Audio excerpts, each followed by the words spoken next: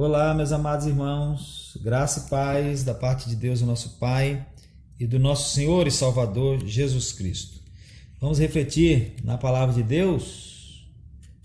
Mestre, seguir-te-ei, será o nosso tema hoje. E o texto é Mateus capítulo 8, versos 18 a 20, onde nós lemos assim: Jesus, vendo em torno de si uma grande multidão, ordenou que passassem para a outra margem. E aproximando-se dele um escriba, disse: Mestre, aonde quer que fores, eu te seguirei. E disse Jesus: As raposas têm covis e as aves do céu têm ninhos, mas o Filho do Homem não tem onde reclinar a cabeça. Mestre, aonde quer que fores, destaque-se isso aí, aonde quer que fores, eu te seguirei. Que decisão, meus irmãos, que decisão. Quem era o homem que fez essa decisão? O texto só diz que o homem era um escriba, um dos sujeitos responsáveis por copiar e interpretar a lei de Moisés, o que era uma grande responsabilidade. Por que esse homem tomou essa decisão?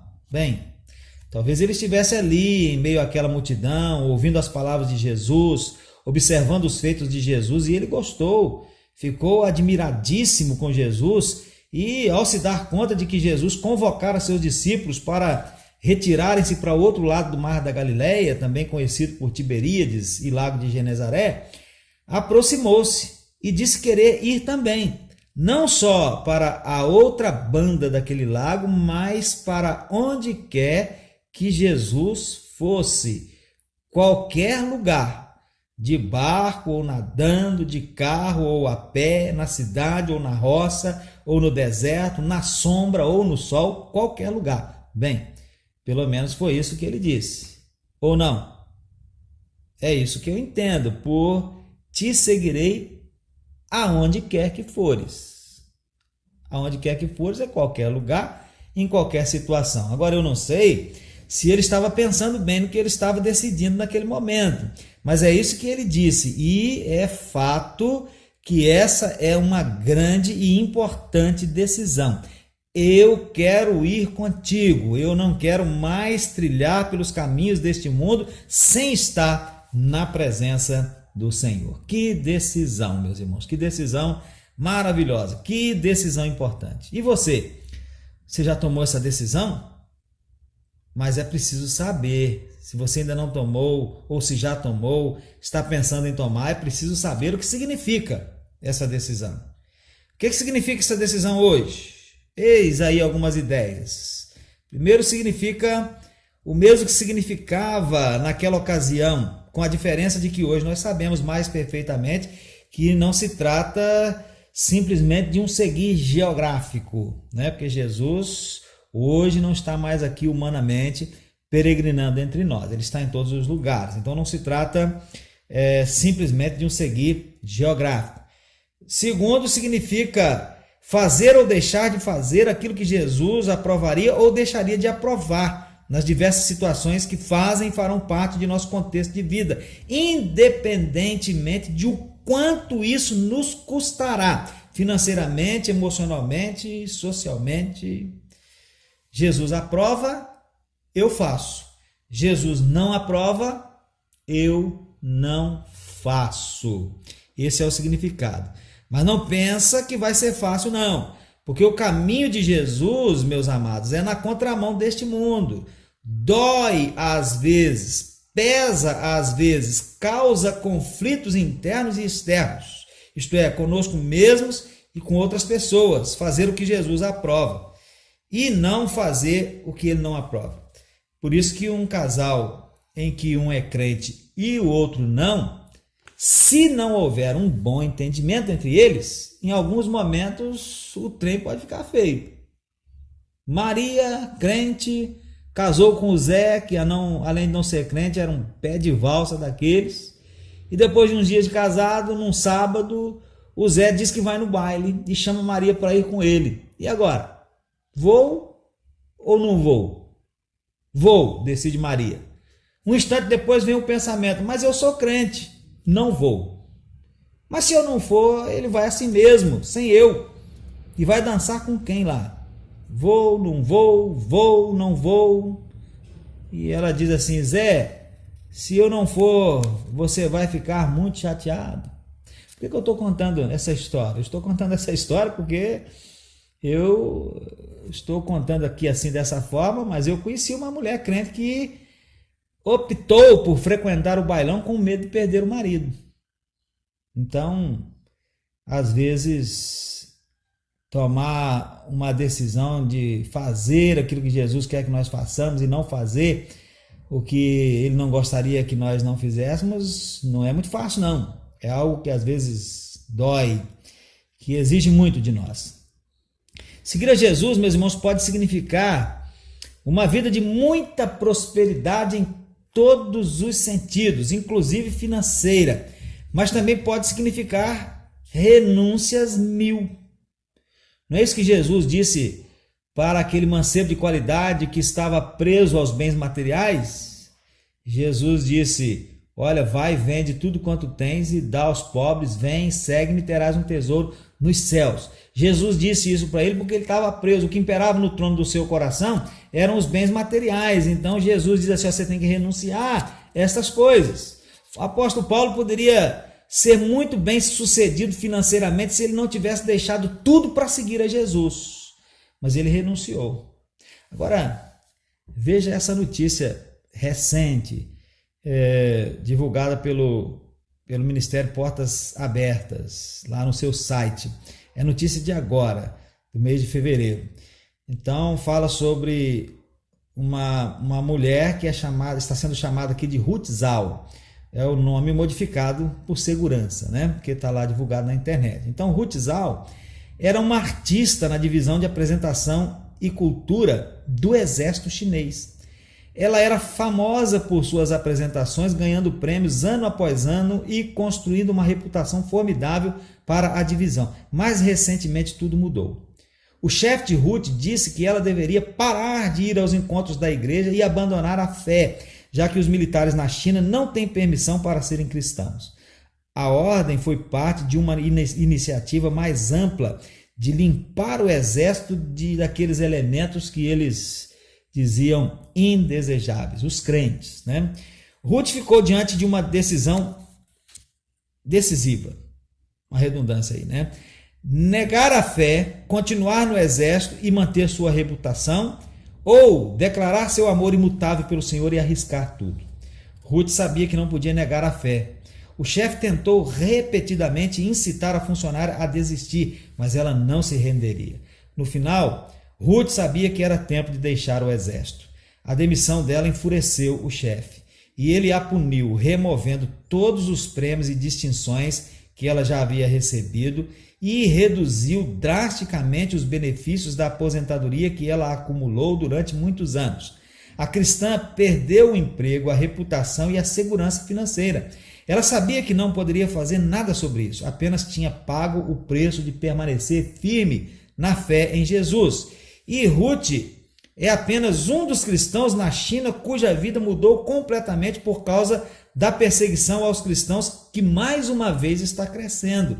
Uma das formas mais comuns experimentadas pelos cristãos no aumento da perseguição é nos locais de trabalho.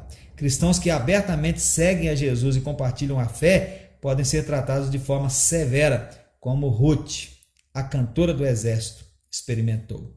Então, pode significar esse tipo de renúncia. Seguir a Jesus pode significar isso.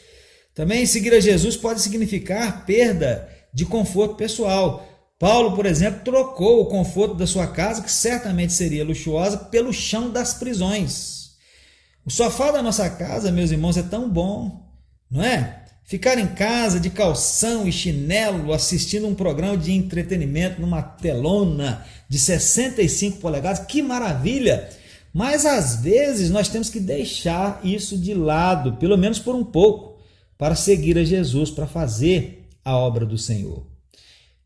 E, meus irmãos, seguir a Jesus pode significar até mesmo a perda da própria vida, como a gente tem visto aí muitos perderem a vida porque são seguidores do Senhor Jesus. Mas, meus amados irmãos, vale a pena Vale a pena. Eu ouvia há algum tempo num vídeo do YouTube o Dr. Russell Shedd em uma de suas pregações. Nessa pregação ele contou parte da história de Jim Elliot, seu colega de escola que se tornou missionário entre os Aucas no Alto Amazonas e ali vivenciou muitos perigos e morreu atingido pela flecha de um daqueles índios. Mas esse homem, lá onde sentia que Jesus queria que ele estivesse, tinha um lema. O lema era o seguinte: não é tolo aquele que larga o que não pode segurar para pegar firme aquilo que não pode perder. Tudo nesse mundo, meus irmãos, tudo nesse mundo que nós achamos bom tem um fim. Você não pode segurar. Então você não será tolo se deixar de lado tudo que lhe for exigido deixar de lado para seguir a Jesus, porque Jesus tem algo que você não pode perder. Não pode perder no sentido de que não deveria perder e também no sentido de que uma vez obtido, não se pode mais perder. Seguir a Jesus, meus irmãos, vale a pena. Você já tomou essa decisão? Se ainda não tomou essa decisão, eu lhe digo que você precisa tomá-la, porque esta de todas é a decisão mais importante e a mais necessária que o homem precisa tomar. Por que ela é mais importante e necessária? É a mais importante e necessária porque Jesus é a luz que nos tira das trevas espirituais. Lá em João 8,12, nós encontramos Jesus afirmando sobre si mesmo: eu sou a luz do mundo. Quem me segue não andará em trevas, mas terá a luz da vida. É a mais importante e necessária porque ninguém poderá estar no céu na eternidade se não for por Jesus. Ele é o caminho, a verdade e a vida, e ninguém vai ao Pai se não for por ele. Está escrito lá em João 14,6. Essa decisão é a mais importante e necessária porque ele, Jesus, é quem tem as palavras da vida eterna. Foi Pedro quem disse isso, lá em João 6, versos 68 e 69. Essa decisão é a mais importante e necessária porque se não seguirmos a ele, a quem nós podemos seguir para irmos à glória celestial? Porque Pedro disse lá em Atos 4,12 que em nenhum outro há salvação, porque também debaixo do céu nenhum outro nome há dado entre os homens pelo qual devamos ser salvos. Há algum tempo atrás, bastante tempo na verdade, nós vimos em um dos Globo Repórter que para se levar de caminhão alguma carga para o Chile é necessário enfrentar as dificuldades da Cordilheira dos Andes. Não há outro caminho. Da mesma maneira, meus amados, para ser salvo e ir ao céu, o único caminho é Jesus. Segui-lo, então, a menos que optemos pela perdição eterna no inferno, é a decisão mais importante e mais necessária que nós precisamos tomar. Mas atente bem para algo de que eu já falei bastante, mas que quero enfatizar um pouco mais por ser algo de elevada importância. Essa decisão é uma decisão de grande responsabilidade e que vai exigir renúncias por parte de quem a tomar.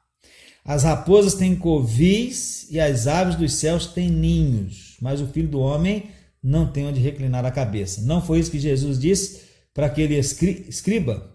Então, eu preciso perguntar: você está disposto a renunciar o seu conforto?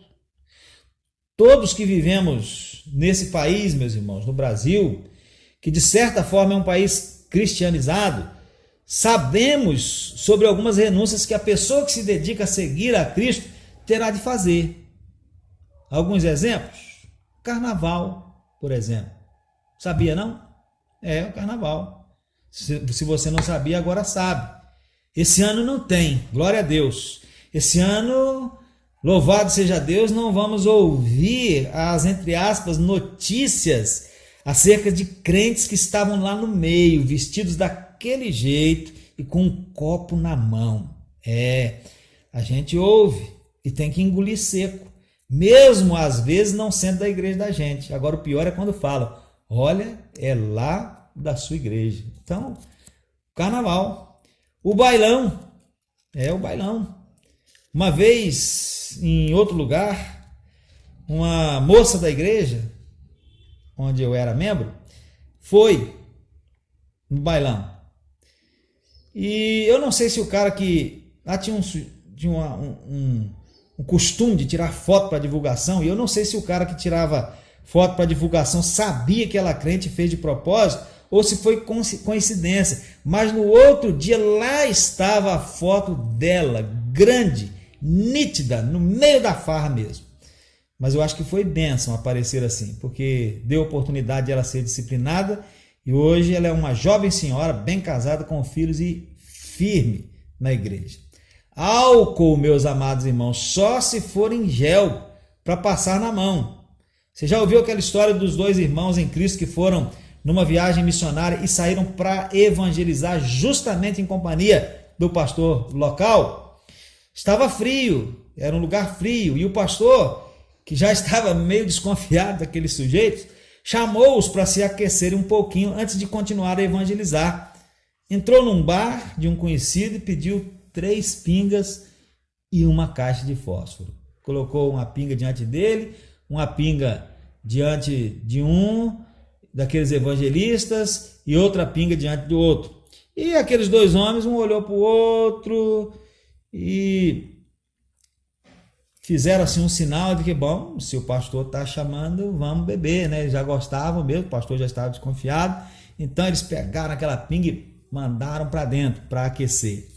Mas o pastor pegou um pires, derramou a pinga ali dentro do pires, pegou o fósforo, riscou, botou fogo e começou a aquecer as suas mãos. Era assim que ele iria aquecer, mas aqueles homens, né, o pastor já estava desconfiado, gostava mesmo de mandar para dentro um pouquinho, um golinho de álcool, né? Então, álcool não, meus irmãos, álcool só se for em gel para passar na mão. E muitas outras coisas há que nós temos que renunciar, algumas para sempre e outras somente às vezes. Mas a grande renúncia, que muitas das vezes não é considerada, é a renúncia da própria vida.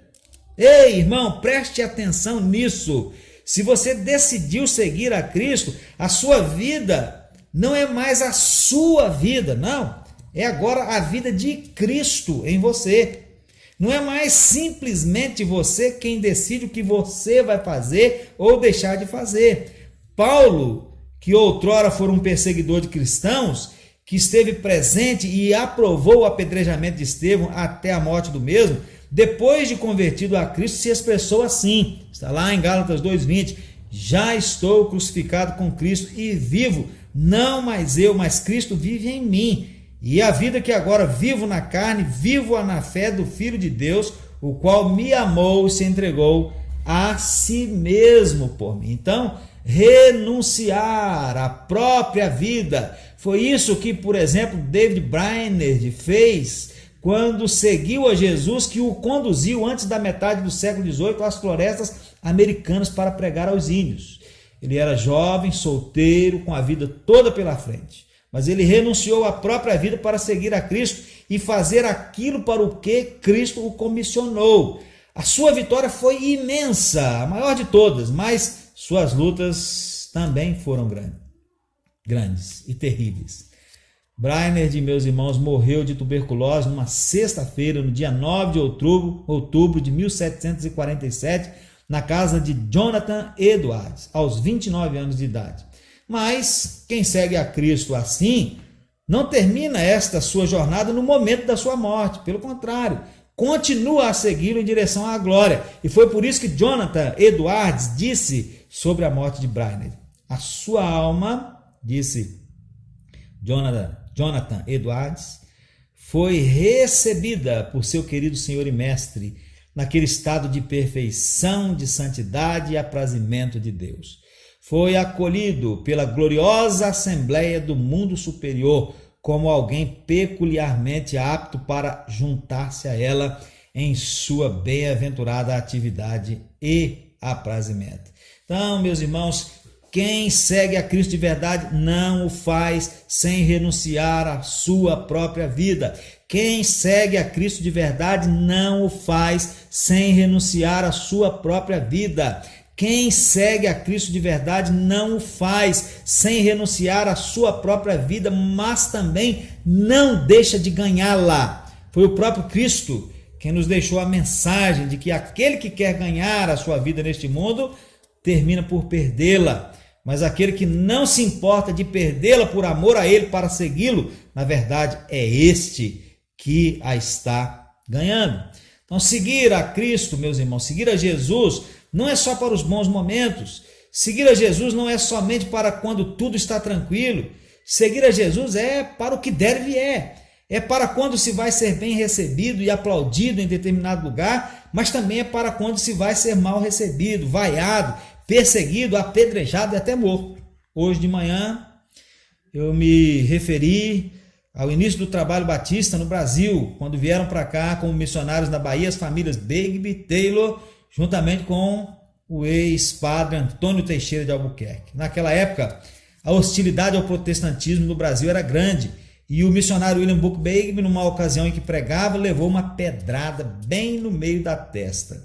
E assim registrou alguém. Begbie levantou-se e começou o sermão. Mas foi o mais curto que jamais pregou, pois uma pedra o jogou no chão e ele foi removido da sala, inconsciente. Antes de recuperar os sentidos, o relógio bateu meia-noite. Porém, os ouvintes estavam à sua espera. A perseguição resultou em conversões. Taylor não estava presente na reunião, porém, ao contemplar o ferimento na testa de Begbie no dia seguinte, declarou com franca inveja: Begbie, essa ferida é a coisa mais linda que já vi. Como desejava estar ali também. Preferiria ter uma ferida adquirida como você obteve esta, do que usar a coroa de qualquer rei da Europa. Seguir a Jesus, meus irmãos, é para esses momentos também. Begbie levou a pedrada, mas voltou para pregar. E o povo estava esperando. Presta atenção, irmão. O povo estava esperando. Hoje, o povo vai embora se o culto passa meia hora do horário normal, mas naquele dia o povo estava esperando e já era mais de meia-noite. Por que ele voltou e o povo esperou? É porque seguir a Jesus é para esses momentos também. E no outro dia, Taylor disse que aquele ferimento era a coisa mais linda que ele já tinha visto e que se fosse nele, não trocaria pela coroa de qualquer rei da Europa. Já pensou num trem desse? Nossa, que ferimento lindo! Vai ficar uma cicatriz maravilhosa. Já pensou, minha irmã, você com uma cicatriz dessas?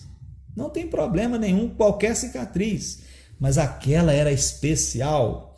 Por que ela era especial? Porque era uma marca da fidelidade de Begbie a Jesus, mesmo nos momentos de perseguição. Seguir a Jesus, meus irmãos, é para esses momentos também. Não podemos recuar, mas eu quero dizer e repetir, vale a pena. Seguir a Jesus, ir pelos caminhos da vida na companhia de Jesus, vale a pena. O que não vale a pena, meus irmãos, é ir sem Jesus. Se a tua presença não for conosco, nem nos faça subir daqui. Foi o que disse certa vez Moisés a Deus. Então, eu quero ir com Deus, eu quero ir com Jesus, com dinheiro ou sem dinheiro, com conforto ou sem conforto, sem lutas ou com lutas, sem pedradas ou com pedradas e até mesmo sob o risco de perder a própria vida. Eu quero ir na companhia de Jesus. Sem Jesus não, quero ir com Jesus. E aí eu chego, enfim, a algumas conclusões. Resumo, conclusão, né? Muito importante. 3. A primeira é a de que seguir a Jesus não é algo fácil. Não é não. Aliás, se nós formos abandonados à nossa própria mercê, à nossa própria sorte, não podendo contar com a presença ajudadora do Santíssimo Espírito de Deus, ser-nos-á impossível essa empreitada. Agora, glórias sejam dadas a Deus por Ele, pela graça, nos prover de tal presença que não só nos chama para e nos convence da necessidade que temos de seguir a Cristo, como também nos sustenta nessa caminhada tão árdua, que sofre tão grande oposição por parte do mundo, da nossa carne e do diabo. Se você for levado pelo Espírito Santo a tomar a decisão de seguir a Cristo, saiba de antemão que não será fácil a sua jornada. Calcule o preço. Uma falsa jornada cristã pode ser fácil, mas a verdadeira jornada é árdua. Então, essa é a primeira conclusão. Tem que pensar, tem que calcular o preço. A segunda conclusão é a de que somente os que seguem a Cristo, os que creem nele e o recebem pela fé, são herdeiros da salvação de Deus, porque em nenhum outro há salvação. Então, é difícil, mas a gente precisa pensar, porque só quem segue a Cristo, quem crê nele, o recebe pela fé, é herdeiro da salvação. Então é difícil, mas vale a pena. E a terceira conclusão, então, é a de que quando uma pessoa recebe a Cristo em sua vida, pela fé, como Salvador e Senhor, o único, essa pessoa passa então a enxergar de verdade. Antes ela era cega espiritualmente, mas agora vê. E talvez o mínimo significado disso é que agora essa pessoa sabe quem de fato está perdendo e quem está ganhando a sua vida. Quem está perdendo é quem não segue a Cristo.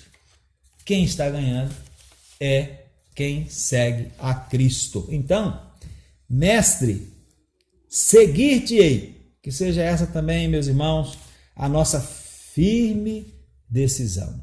Mas uma decisão consciente do que nos espera nesse caminho de seguir a Jesus. Que Deus nos abençoe e que o Espírito Santo de Deus aplique essa palavra aos nossos corações. Amém.